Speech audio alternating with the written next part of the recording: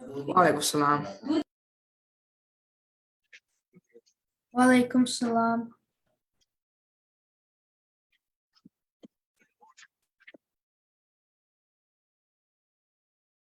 Outside, feel the cold. Yeah, it's like -5 outside. Yeah, it's usually in December it's not this cold, but it started early this year. You guys, are you guys on break now? Yeah, I'm on break. Yes, nice. I'm on break too. Until when? Like after New Year's? After New Year's, yeah, for me. Yeah, after New Year's. Any plans? Trips? Going anywhere warm? I feel like just staying home, not go outside. Yeah, stay warm at home. Okay. Yeah, let's start now, inshallah. Bismillah, alhamdulillah, wassalatu wassalamu ala rasulillah.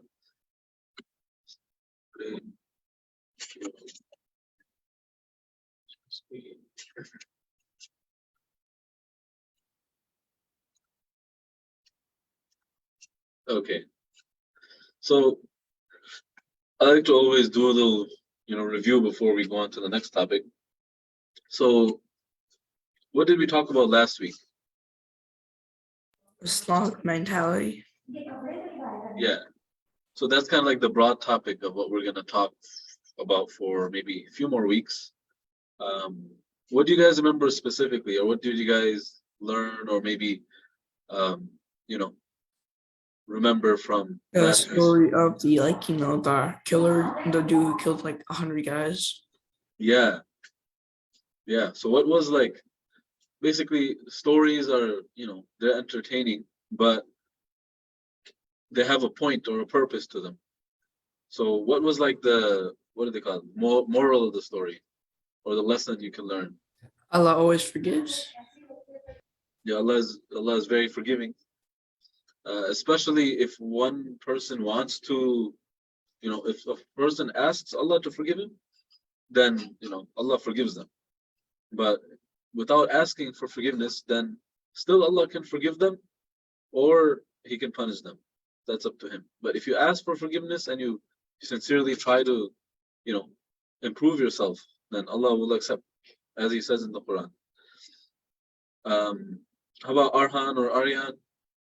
What do you guys remember from last week's class? We were learning about forgiveness, Islamic mentality. Yeah, we talked about something like Islamic mentality regarding our own selves, right?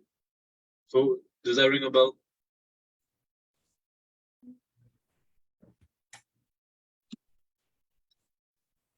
How to treat parents? Yeah, that was a while ago, right? I'm talking about last week.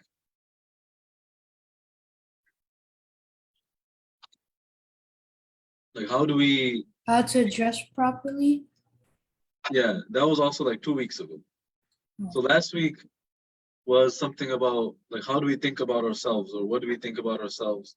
I'll give you a little hint. How do we compare ourselves to other people? You guys remember that? Yeah. Yeah. Yeah, what was that about? Don't make yourself like more like don't make yourself like more arrogant. Yeah. And don't think that, don't think that other people are doomed, right? Just because someone's, maybe living a certain lifestyle, it doesn't mean that they can change, right? That was one of the main points of the story of the man who killed 99 people. One was that, Allah can forgive anybody. And, kind of related to that is, anyone who's on some path, they can ask for forgiveness and they can change themselves, and they can, enter an even higher level of paradise than us. So it's important to never condemn someone or like say, oh, this person has no hope of entering paradise, or no hope of being forgiven, or no hope of, surpassing us, right? And then you guys remember the story of the man um, who was like in the forest, and another person came up to him and asked, "Who's better, you or my dog?" Remember? Oh yeah, that story. Yeah, dude. Do you guys remember the answer the man gave? His dog. Not quite. Wait, what was the question again? I don't understand. The question was, a man came to a man in the forest who was very religious, and then he asked him, "Who's better, you or my dog?" And then the man responded.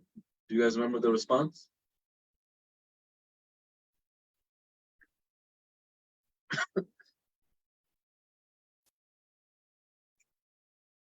He said, if he dies as Muslim, he's better. Yeah. So Aryan, he said, if I die with Iman, then I'll be better because I'll go to Jannah, and the dog will just, turn into dust.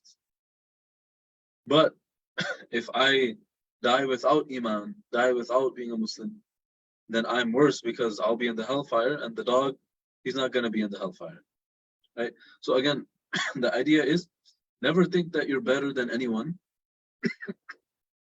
Never think that you're better than anyone, because at the end of the day, someone else who is committing so many sins or is on the wrong path, they can change before they die. They can change and they can improve themselves, they can ask for forgiveness, and they can start doing things that even we've never done, like good things, good deeds. So we never want to think that we're better than anyone. But at the same time, one note I wanted to make is, people who feel too, what do you say, bad about themselves, very, very low self-esteem. They think they're worthless. They're just, depressed. They don't think they're anything. They kind of need a boost. So for them, it's not always the best to say, "Oh, I'm, like the worst person. I never done anything right in my life," because that just it doesn't help them. It needs to be, what's the word? Constructive. It needs to be constructive. Like, if you say that I'm worse than you, or you say like this, everyone else is better than me, and that makes you humble, and that makes you, do more good things and stay away from bad, then that's constructive. That's good. But if you say, "Oh, I'm the worst person," and that just makes you more depressed, and that makes you like not even do good things, like you say, "Oh, what's the point of me praying if I'm just the worst, I'm going to hell," those kind of statements or those kind of ideologies, that is not constructive, right? That's counterproductive. So it just depends on each person, and it's such a specific case by case where you have to deal with it, and that's why you kind of leave it to the experts. But this is general advice. General advice is that don't think that other people who are not doing as many good deeds as us, or people who are sinning more than us, are automatically going to be in a lower place in Jannah than us, or anything like that. We have to always say, I don't know what's going to happen with them at the end of their life and in the hereafter. I don't know what's going to happen with me. I just, just continue doing good, try to improve yourself. There's always room for improvement, and don't like condemn people. Don't, like, again, hate the sin, not the sinner. Someone is doing something wrong. That's their test. We're also not perfect, so we should focus on ourselves. And one other thing that I mentioned is, in terms of like religion, sorry, in terms of religiousness, look at people who are more religious than you, because that motivates you to do more, and that keeps you away from being arrogant and thinking that, "Oh, I'm so religious and I do so many good things, I give so much charity." Right? Look at people who do more. And in terms of worldly things, in terms of like wealth and luxury, then look at people who have less than you, because what's that gonna do? That's gonna make you more grateful. That's gonna make you appreciate what you have and what others don't have.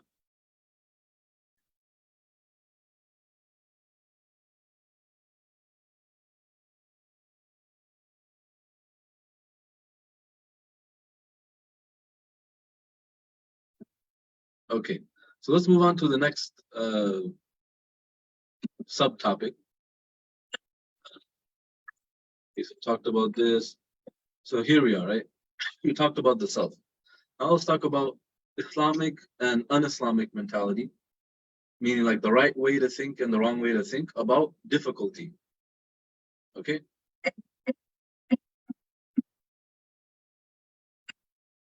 Okay. So there's many ayahs that talk about difficulty, right? The Quran is a book of like life advice. It's literally like the best guidance that you can have because it talks about a range of things. It doesn't just talk about, oh, you have to pray and give charity. It talks about so many things. It talks about how to think. It talks about how to live a happy life. Honestly, that's what the Quran is about. How to live a happy life in this world and in the next. That's the goal. To live with, to live a fortunate life in this world and the next. Now, let's talk about this ayah. This ayah, many have heard it. لا يكلف الله نفسا إلا وسعها. It's the last ayah of Surah Baqarah. It's a very common recited ayah. What it means is Allah does not burden any soul with anything but what is in its ability. Okay?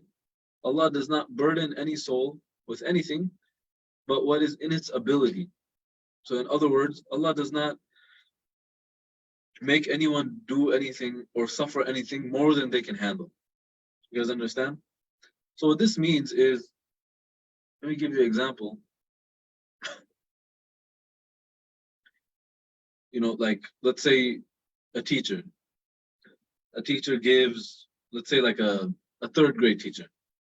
A third grade teacher gives all the students a math test to do like advanced algebra, maybe, or advanced geometry, or calculus, or something like that.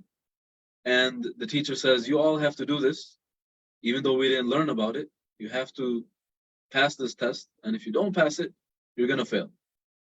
So is that fair? No. That's not No. fair, right?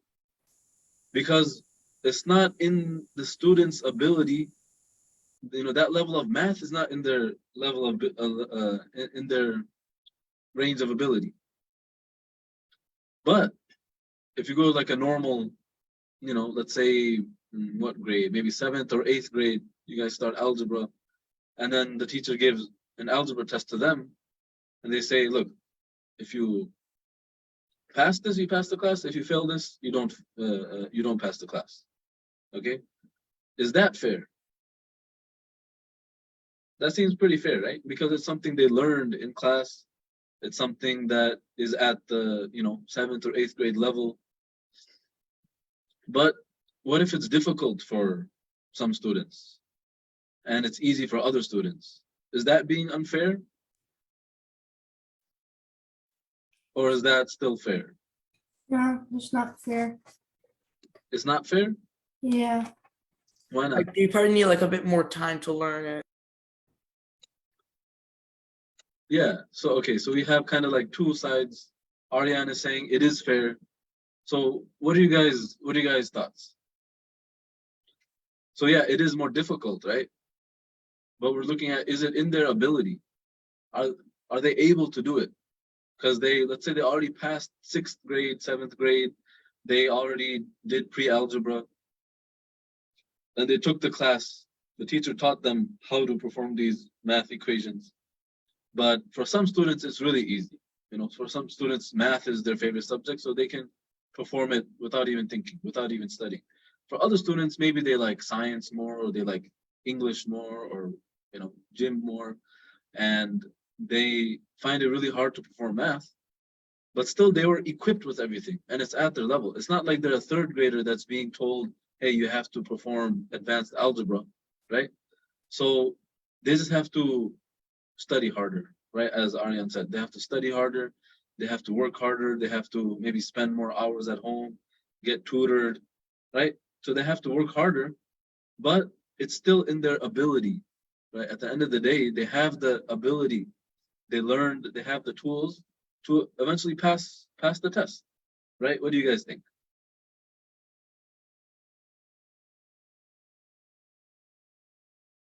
You guys agree or disagree or have any questions? Agree. You guys agree? Now, let's say like the third grader, right? Who's only just started learning multiplication and doesn't even know, I'm not really sure what, yeah, I think they just learned multiplication and division. They haven't done any algebra yet. If the teacher tells them, hey, you have to pass this test, but you can get tutored and you can do, you can do this and that. But at the same time, the student's never been given any tools. There's no point in saying like, you can have a little help here and there because the student doesn't even have the ability, never even learned how to do algebra. So for them, it would be unfair. Now, let's equate this with life, okay? So this ayah is a fact. This is a statement that Allah says in the Quran. It is a fact. It's true. Meaning, there is no one on the earth that Allah has, told them to do something more difficult than they can actually do. That's never happened. Yes, Allah has, tested people with really, really difficult situations, but He's never made someone do something that they cannot do. It might be very, very difficult, but they have the ability. So if we kind of look at this ayah and try to make some conclusions, okay? So one is, Allah does not test anyone with more than they can handle. Another example, let's say there's a 50-pound bag, okay? And your parents tell your little brother and sister who's like 4 years old, hey, you have to carry this bag, otherwise, I'm gonna ground you or you won't be able to play or whatever. Now, that's not fair because the little kid doesn't even have the strength to carry that, right? But if you ask, one of you to carry that, then you'll be able to. But maybe instead of asking one of you to carry a 50-pound bag, they'll say, hey, carry 80 or 90 or 100-pound bag because you're able to do that. But it's more difficult, right? So let's say if you want to be fair, you can tell the 4-year-old, hey, carry a 20-pound bag. And for the 13 or 14-year-old, hey, carry an 80-pound bag. So it's heavier, but you're able to carry more, right? Do you guys understand where this is going?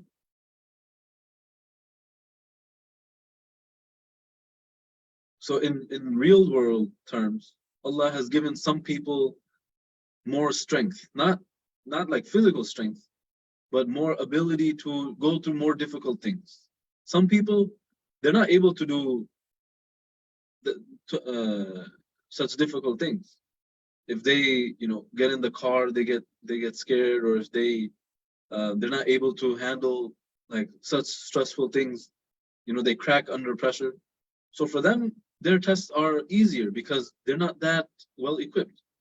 But there's other people who maybe they've served in the military, maybe they've had a really rough childhood, that builds their character over time, and that builds their mental strength and their emotional strength. So then they get tested with much more difficult things because they can pass it.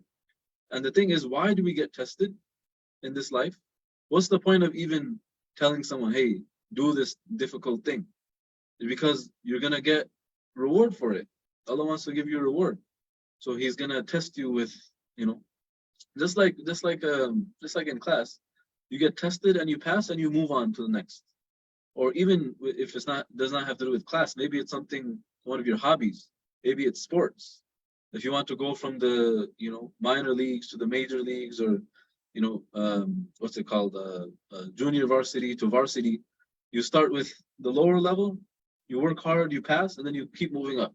So similarly, Allah tests you. If you pass this test, you pass this difficult situation, maybe it's like the difficult situation of waking up for Fajr. Simple as that. You build that habit, and then now you pass that test. Now you pray 5 times a day with ease. Now there's going to be another difficult situation that comes. It's going to test your faith. It's going to test your relationship to Allah. Once you pass that, you keep moving up until finally you'll be going through difficult things, and you'll be passing them and Allah will give you so much reward, right? And the main goal is getting reward and getting getting into Jannah and being pleased by Allah subhanahu wa ta'ala. So one conclusion we should make, and this is really important, so I want you guys to remember that, and I'll ask you next week about this. So if you want to write it in your notes or you want to just remember it, if someone is being tested with something, that means that they can handle it. If Allah gives someone a test, makes them go through some difficult situation, that means Allah knows that they can handle it. And once they get through that situation, then Allah will reward them for it. Because some people think, and this is a wrong mentality, right? We talk about Islamic mentality. Some people think that, I'm going through such a difficult situation that I can't handle, and it's unfair. So what does that mean? It's like you're saying that Allah is treating me unfairly, and that's completely wrong. Allah is the most fair. He never wrongs anyone, right? Actually, he's the most merciful. He always gives more and more than we deserve. But if we start thinking wrongly, start thinking that, why me? Why am I going through this difficult situation? Why am I being treated so unfairly? That is something that's just going to hurt you in the end. So that's what we don't want to think. Whenever you go through a difficult situation, I'll give you examples like young children going through divorce of their parents. That's a very difficult situation. Or, young children suffering cancer, or one of their parents passing away. These are very, very difficult situations. But Allah knows that they can handle it. They have the strength to handle it and grow up and, build their character, build their strength, and Allah will reward them for it. But if we, go through these difficult situations, loss of a loved one, or sickness, or, you don't have that much money and you kind of struggle with that, you can't afford, a nice home or a nice things that you see other kids experiencing, you go through that difficulty, and you think that this is unfair, then you're just asking for the displeasure of Allah subhanahu wa ta'ala, and you're going against His own ayah of the Quran, which says Allah doesn't burden you with more than you can handle. Okay.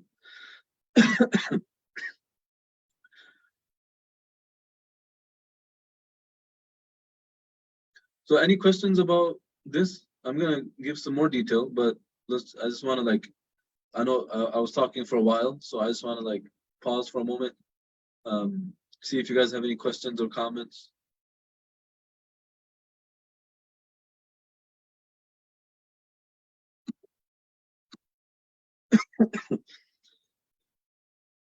And why is this so important? Because some people, they start to lose their faith. They start to lose their Islam because they think, there's so much difficulty in this world and it's unfair. How can a God do that to us? How can a merciful and loving and caring God, make us go through so much difficulty? So then they start to lose their faith because they don't understand the purpose. They don't understand the wisdom, right? So that's why we're addressing this. We want to understand that difficulty has a benefit. Just like anything, you want to succeed in life, you're going to have to go through some difficulty, right? You want to succeed in school, you want to succeed in your career, you want to succeed in, making your parents proud, you want to succeed in some sport, or you want to succeed in, getting stronger or faster or whatever. You're going to have to train yourself. Right? You're going to have to go through difficulty. You're going to have to do things that you don't like. Or maybe you'll be, maybe circumstances will be placed in your life which you have no control of, but the only option you have is to be patient and pray to Allah, and things happen and they pass. Extremely difficult situations come on you and you make dua and eventually they pass and you don't even remember it. But if you were patient with Allah, then He rewards you. So at the end of the day, it's a win-win. So I want to mention one hadith of the Prophet ﷺ. He said that the state of a believer, meaning the condition of a believer, is very strange. Because in times of ease and happiness, if a Muslim is thankful and they continue to worship Allah, then they will get rewarded. And in the opposite case, in the time of difficulty, maybe difficulty in health, difficulty in finance, difficulty in whatever, if a Muslim is patient and continues praying to Allah and makes dua to Allah, then Allah will reward them. So whether you have a time of ease in your life or you have a time of difficulty in your life, Allah will reward you if you do the right things. So that's amazing. That's like a win-win. That's like, if I'm living a comfortable life or I'm going through difficulty, either way, I can get reward. Now, what are ways that a person who is having a good life, maybe they're very wealthy, they have everything they want, they're not going through any difficulty, what are wrong ways to deal with that? And this is a question I want you guys to think and answer. Someone who has no difficulty, what can they do that will make them not receive any reward for that? Or what can they do that will displease Allah? Like not pray or like not be religious or like not like help other people who need help. Yeah. And why would they do that? Why would they not do those things? They'll like probably brag about it. Yeah, as Hassan said, they brag about it. They think that, I earned this money myself. It's a really un-Islamic mentality. Like someone who may be a very skilled neurosurgeon, right? They'll save someone's life, and then the person is, the patient says, thank God, God saved my life. And this neurosurgeon will be like, no, I saved your life. I'm the one who studied for 10, 20 years. I'm the one who cut you open, everything. Obviously, you have to be grateful to the surgeon who saved your life. But at the end of the day, sometimes doctors try to save people's lives. They do everything they can, but they still pass away. So at the end of the day, life is in the hand of Allah subhanahu wa ta'ala. So brag about it. So I want to mention one story about that. Do you guys know Qarun? No, maybe. So there was a man a long time ago, at the time of Prophet Musa alayhi salam, and his name was Qarun. And he was so wealthy, he had so much money that he had keys to his treasure. Right? So this is, imagine like more than 1,000, like 2, 3, 4,000 years ago, however Allah subhanahu wa ta'ala knows. This person was so wealthy that to get to his treasure, he had keys. And his keys were so big, right? These were not like keys that you put in your pocket. The keys to his treasure were so big that a group of strong men had to carry the keys, like one key. Imagine one key. The group of strong men had to carry the keys just to get to his treasure. So imagine if you have so much treasure that it takes a bunch of strong men to carry the treasure. You'd be like, that's a lot of treasure. Maybe that's like a very heavy treasure chest, whatever. But that was not even his wealth. That was just the keys to get into his whatever sanctuary or whatever you want to call it, to get to his wealth. That's how wealthy he was.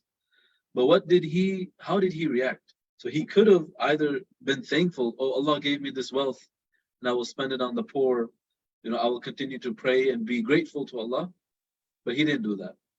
He used to think and he used to say that I got this wealth because of my own knowledge, because of my own skill. That's the reason why I got this wealth, not because God gave it to me. So he had this, arrogance. He bragged about it. He didn't acknowledge that Allah was the one who gave him. and he didn't acknowledge that Allah is the one who could have taken away whenever he wanted, and he was punished for that. So that's the wrong mentality. And again, I mentioned the Quran is a guide to our life. So it has examples of people who Allah gave them so much, but they were ungrateful. And on the flip side, it has examples of people that went through so much difficulty, but they were grateful to Allah subhanahu wa ta'ala still, and they were patient. And Allah rewarded them for it in unimaginable ways. The reward of Allah is something so great that you can't even imagine. You won't be able to fully appreciate it until you experience it in Jannah, inshallah.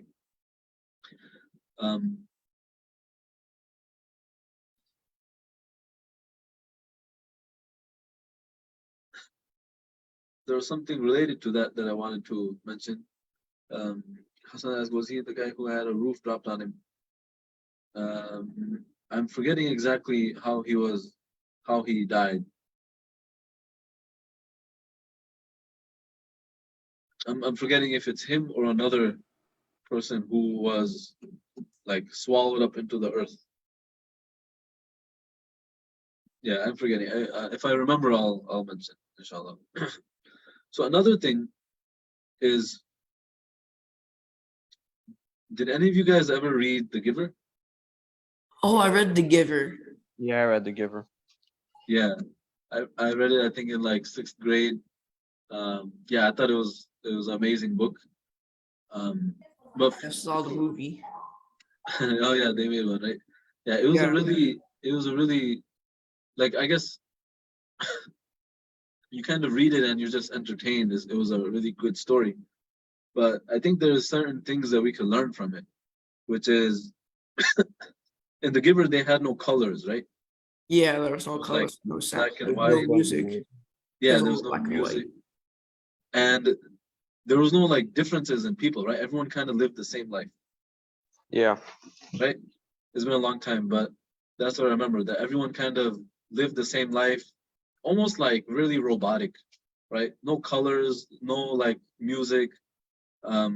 Everyone's, I think they're assigned husband and wife, and then the kids are assigned as well. Something really like robotic, which is completely different than what real life is. So why did they? They're also assigned like jobs and stuff. Yeah, they're assigned, like basically just assigned everything. Do you guys remember why they did that, or what was their purpose of having a society like that? Like, because apparently they did not want to have, like, what happened, like World War like III probably happened at their time, destroyed everything. So they did not want to have that happen again. Yeah, I think I remember the main Jonas, protagonist. the Jonas, Jonas, yeah, his he friend kind of, Asher, the Giver, and yeah, Fiona. he had like some sort of vision of like the past, and he saw all the war and bloodshed, right, at one point. But he also saw like the color and the happy families, some stuff like that. But anyway, so they wanted everyone to be the same, so that there's nothing that happens like that, but at the expense of like true human nature. They just took that away from everyone. So let me ask, if everyone had like the same exact life, there was no one had more and no one had less, everyone had the same thing. Like, truly try to imagine. It's really hard to imagine that, but imagine, like, if one person drives this car, let's say one person drives a Honda Accord, then everyone has it. There's no such thing as a Lamborghini, or no such thing as a Lincoln or whatever. It's just everyone has the same exact car, and there's no such thing as an expensive car or a cheaper car. Everyone has it. Would anyone like really feel grateful than other people, or would anyone really feel grateful for having that? Because Maybe if you don't see other people, if you don't, when do you feel the most grateful? You feel the most grateful when you're walking in the city and you see homeless people, And then you say, oh, I'm so grateful that I have a warm home to go to, that I have a family, right? Or you feel grateful when you have friends who maybe their father or mother passed away, they're an orphan. Then you think, oh, I'm so grateful for having a loving family, loving parents. Or you're grateful when you see maybe students suffering in the hospital or going through cancer, or maybe they're handicapped, they can't walk, they can't run, they can't hear properly or speak. Then you feel grateful that Allah has given me these things which he didn't give to other people. And if he wanted, he could have made me born that way, he could have made me suffer through that. So then you say, Alhamdulillah, I'm grateful to Allah for giving me that, right?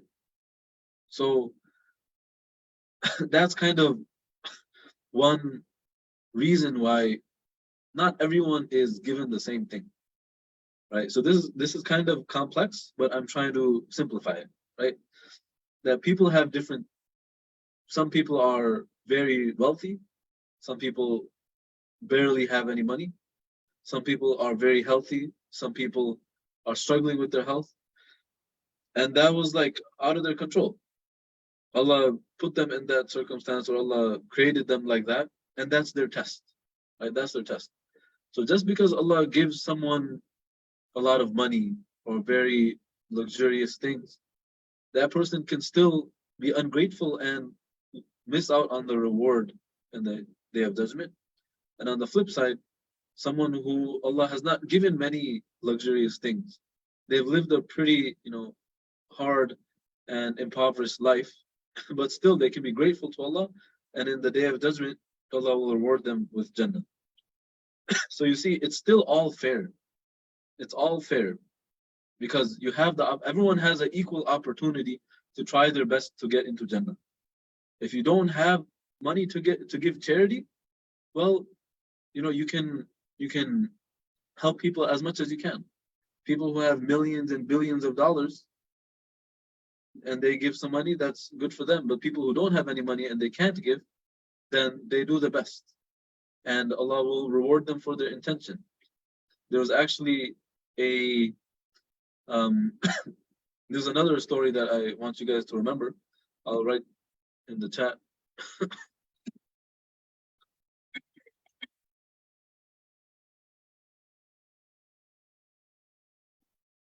Have any of you guys ever heard of the Ashab al-Suffah?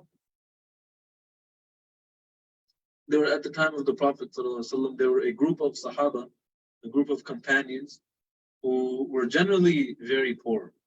They didn't have much money, or some of them may not have had any money at all. Okay, any of you guys ever heard of them, or this is the first time?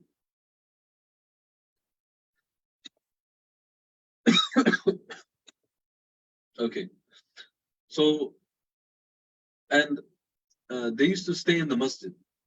They didn't really have homes. They were very, very poor. They had just very simple clothing. Sometimes the clothing wouldn't even fully, cover their whole body. It would just cover the parts where they could at least pray. So they went to the Prophet ﷺ and they said, there are wealthy companions who give in charity, and we have nothing to give. So it's amazing that they didn't want money so that they can spend it on themselves. They wish that they had money so that they can give it in sadaqah and give it in charity to other people, and they can get reward. So that's what their mentality was. Look, this is like the prime Islamic mentality examples are in the prophets and in the companions. So they told the Prophet, we wish that we had money, and the other companions, they have money and they're doing so much that we can't do. So they felt like left out. They felt left out of the opportunity to gain more reward. So what did the Prophet ﷺ tell them? He told them that if you after every prayer you say Subhanallah 33 times, Alhamdulillah 33 times, Allahu Akbar 33 or 34 times, then you will also get that reward. You will also get that reward, and you can even go you can even surpass them. You can even get more reward than those other people who are giving sadaqah. So then they started doing that. And then later, the other companions who had wealth, they started doing that too. So they were giving charity and they were reading these tasbih after prayer. So like after every prayer, after every fard prayer, we say that Subhanallah 33 times, Alhamdulillah 33 times, Allahu Akbar 33 or 34 times. We do that, right? So this is where it originated from. That there were companions who were poor and they wanted to get the reward of charity even though they didn't have the wealth. So the Prophet ﷺ gave them a different option, another option to get reward. And then when they saw that the other companions who had wealth, they were giving sadaqah and they were doing this tasbih. So these companions who were poor, they went to the Prophet ﷺ again and they said, "Oh Messenger of Allah, now they're doing charity and they're doing the tasbih. And we're still stuck with only tasbih, we can't give any charity." So the Prophet ﷺ told them that is the blessing of Allah that He can give to whomever He wants. Whomever He wants, He can choose to give it. But again, if you have that intention, right, like, oh, if I had money, then I would give it in charity, then Allah will reward you for your intention. That's something that we should remember, that you get rewarded for your intention as well. Not just your actions, but your intentions. If I have the intention that, I don't have the opportunity to help anyone yet. I don't have the opportunity to, give money to the poor or provide a house to the homeless. But if I did have that, then I would give it. If I did have that, then I would help them in that way. Then Allah will give you a reward just for having that intention. So that's something amazing. So again, Allah subhanahu wa ta'ala gives different things to different people. And that's their own tests. Right? We have to think that a young child, maybe who's born without legs, is very, very difficult. And other people may think, how can a God do this to them? Why would God make them suffer like that? Well, it's a test. For them, that's a test. And for other people, it's to see that, you've been given legs and you've been given the ability to walk. So be grateful. So that makes other people grateful. This person will go through that difficulty in life. But if you think about it, this life is how long? So it's very short. Not more than 100 years on average. So a person who goes through, let's say, 70, 80 years of life, 90 or even 100 years of life, what is that in comparison to the life of the hereafter?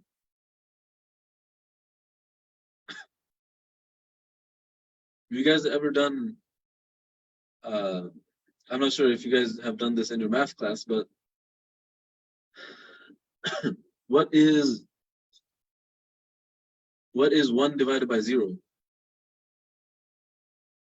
Is that the question I'm thinking? 1 divided by 0. I think that's what it is. Yeah.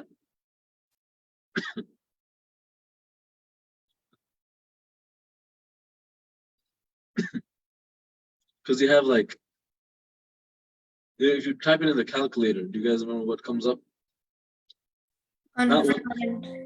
Undefined, right? It's undefined. Yeah. You can't divide anything by 0. I'm trying to remember. No. Okay, so sorry, that was not the question that I wanted. The question was about infinity. Have you guys ever done division or multiplication by infinity? No. One divided by infinity? No. No, I think that might come up in in high school or okay, so maybe I'll just explain it to you guys. Why'd you stop? Navi heard you. It's a really interesting example, and maybe you guys can remember this when it comes up in your math class. I'm using a lot of math today, but if you divide 1 divided by infinity, it's like you're dividing a really small, number divided by a really, really huge number. So it's almost like it's nothing. It's like it's nothing.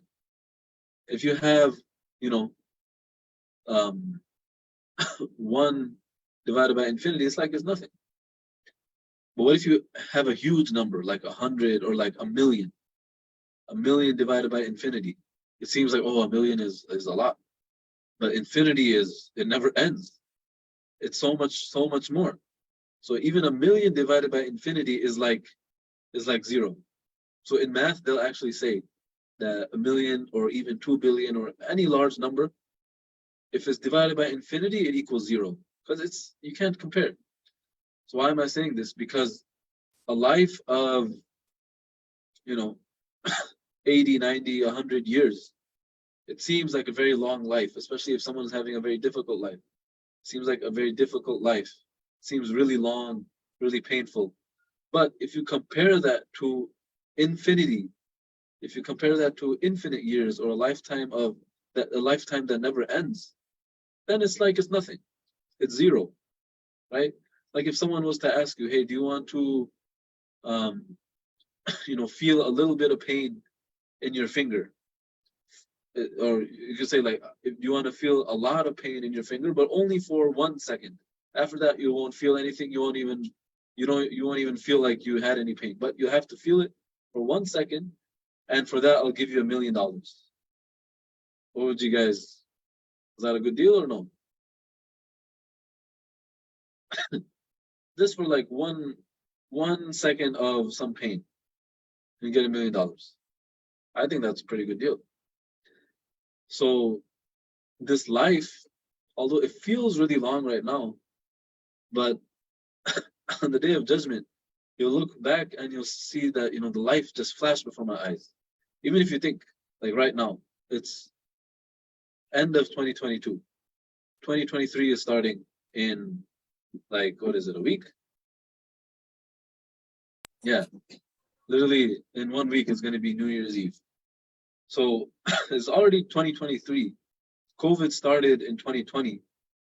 Almost 3 years are gone since COVID started, and it's like, where did the time go? You barely remember it. It just flashed. So that's how this life is. It just flashes.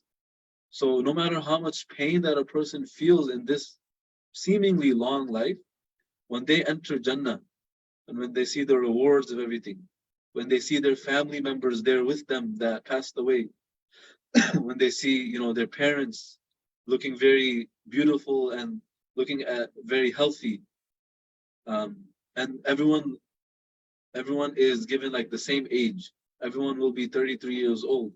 The great food that's in Jannah, meeting, the Prophet ﷺ, talking to Allah directly, and having, the house, a person's land. Like right now, how much land does a person have? A person owns just their house and their front yard and their backyard and some cars and whatever belongs in there. That's all a person owns in this life. But a Muslim in Jannah, their land and their property will be like this whole galaxy. Literally, it will be like this whole solar system.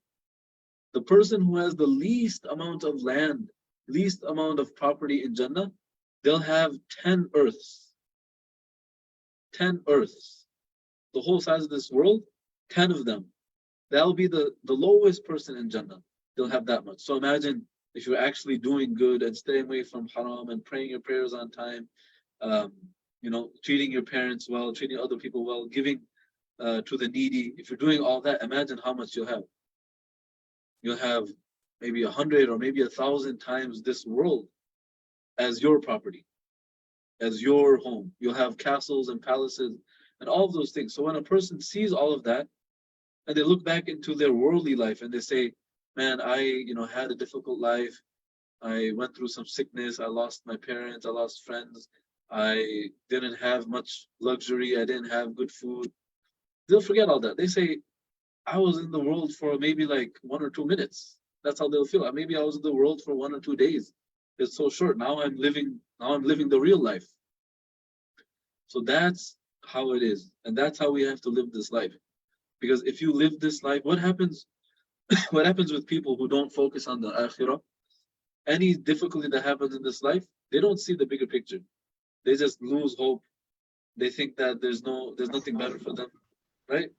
So that's just gonna make a person more depressed. But a person who knows that, okay, I'm living a difficult life, but it's only for some decades. It's only for 50, 60, 100 years. I'm going to live this difficult life. And after that, I will be rewarded with a huge reward, a huge palace, reunited with family and friends. Allah subhanahu wa ta'ala will talk to us and He will be pleased with us. So after that, that makes them content. They say, you know what, I'll go through a little bit of difficulty in this life, just so that Allah will reward me in the next life. So this is just a little bit of the Islamic mentality about difficulty, right? And I'm not sure if the others were here for the Sirah class, but Huzaifa remembers that the difficulty that the Prophet ﷺ experienced himself, right? So prophets are the closest people to Allah subhanahu wa ta'ala. And they, like, look at this ayah. Allah does not burden any soul with anything but what is in its ability. Allah will not test a person with more than they can handle, with more than they can bear. So the prophets are the closest people to Allah. They're the most sincere worshippers of Allah, and they're the strongest. They can handle difficulties that we cannot handle. So Allah tests them with difficulties, and they pass those difficulties, and their status and their level in Jannah goes very high, unimaginably high. Just so Allah can reward them, He does that.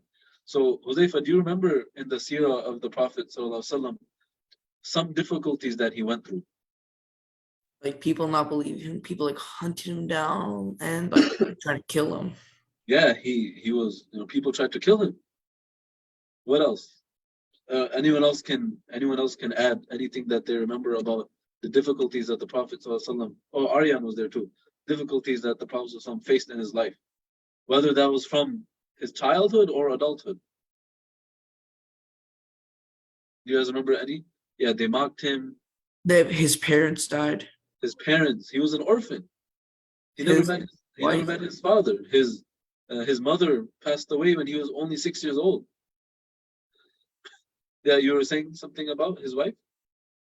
His wife passed away in the year of sorrow, and his like other uncle. Yeah, his wife passed away the same year. His uncle who supported him passed away. The kuffar abused him. He was physically hurt many times by the kuffar. What else? Who were other people in his life that passed away?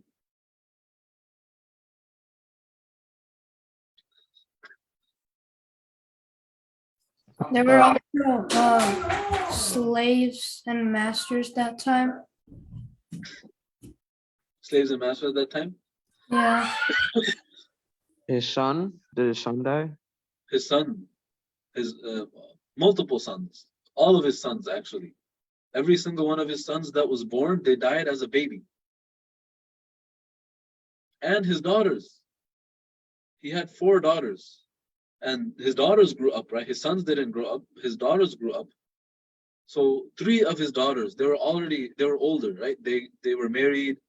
They even, perhaps had kids of themselves. So they were fully grown daughters. And they passed away in his lifetime. So he witnessed 3 of his daughters passing away in his lifetime. And then he had Hamza, right? Radiallahu anh, who was his uncle, but he was also like his cousin. He was almost like a brother to him, very close. And there were so many other people in his life that died, and he went through that difficulty. He went through, being pushed away from Mecca, being chased by the kuffar, getting death threats. And even at the time of his death, the Prophet ﷺ was so sick that he could not even stand up by himself. He needed 2 grown men to lift him and carry him. And every time he got up, he would fall back down. So even at the time of his death, the Prophet ﷺ went through so much difficulty. But that's because his heart was so strong, right? His heart was so strong that it was able to handle that difficulty and that stress and that sorrow. And that was a test for him, and he passed. So Allah subhanahu wa ta'ala granted him the highest part in Jannah, which is, we can't even imagine how great that is. And then he kept his religion going, and he kept his name, respected. I believe I saw somewhere that Muhammad is the most common name in the world. And, so many of our family members, their first name is Muhammad, maybe like Muhammad Umar or Muhammad Huzaifa or something like that. They have that. And also, every time someone says his name, we say Sallallahu Alaihi Wasallam. Every time someone mentions his name, we make dua for him. We say, oh Allah, send your peace and blessings on him. So look at the reward Allah gave to him for the patience he had on delivering the message of Allah. So this is the Islamic mentality about difficulty. That someone who's going through so much difficulty in this life, there is hope for them, at least in the next life. Right? At least in the next life, there is hope. Someone who doesn't believe in the next life, imagine they have such a hard life in this life, and they don't even have any hope for the next life. That's just depressing. You're living such a difficult life and you have no hope of being, having a nice life in the next. That's just depressing. So Islam gives you hope. Islam makes you content. Islam makes you, strong enough to go on with the difficulty, because there's going to be a time where everything will be all right. So that's what we need. That's what will keep us from getting overly, depressed, overly hopeless. Do you guys know about the story of Yaqub alayhi salam, how he lost his eyesight? The father of Yusuf alayhi salam. He lost his eyesight for many, many years. Anyone remember how he lost his eyesight? He cried so much because his son was believed to be dead. Yeah, he lost his son.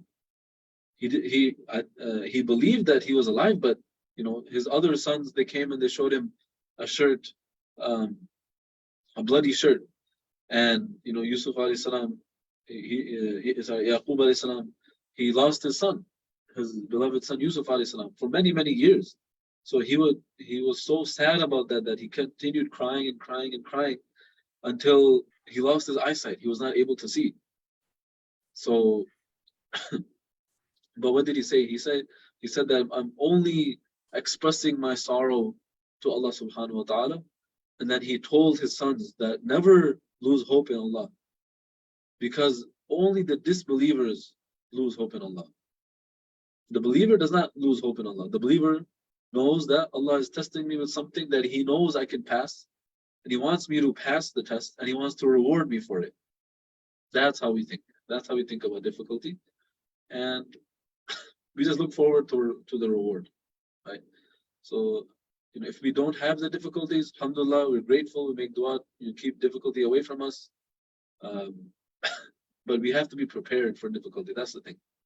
Be prepared that if some difficult situation comes, we're not going to try to numb our senses by taking drugs to increase our dopamine levels and make us feel. Why do people do that? people go and they drink alcohol or they take marijuana so that it makes them feel good, so that they it distracts them from the difficulties of life. That's the reason they take drugs, to feel good. But once that drug leaves their system, then they crash and they feel worse and worse, and then on top of that, their body feels worse. So that's not the way to deal with difficulty. The way to deal with difficulty is what I've explained, how the prophets and the companions did. There's so much more to say about this, but inshallah, we'll stop here for now. Maybe we'll talk about it a little bit next class, but we'll move on with other topics of Islamic mentality. So any questions or comments or anything you guys want to add about this? Like, remember we talked about that book in The Giver? Yeah. The Giver. So I'm not sure there's like religion in that like story. Sorry? I'm pretty sure there's like no religion in there in the story, Giver. Oh, yeah, I think I remember something like that as well. Yeah, I mean, that's not the way Allah created us, right? Yeah. Oh, next week is New Year's Eve. As far as I know, there is class, but if there's not, then we'll update in the group, and your parents will be notified. So right now, we'll consider that there still is class, but if there's not, then you'll be notified. Okay, inshallah. Anyway, have a nice, stay warm. Have a nice winter break. I know most of you guys don't have classes, so have a nice winter break and just again, stay warm, stay healthy. If you have any questions, bring them to next class. I love having discussions. So I'll see you next time, inshallah. Assalamu alaikum. Wa alaikum salam. Assalamu alaikum. Assalamu alaikum. Wa alaikum salam.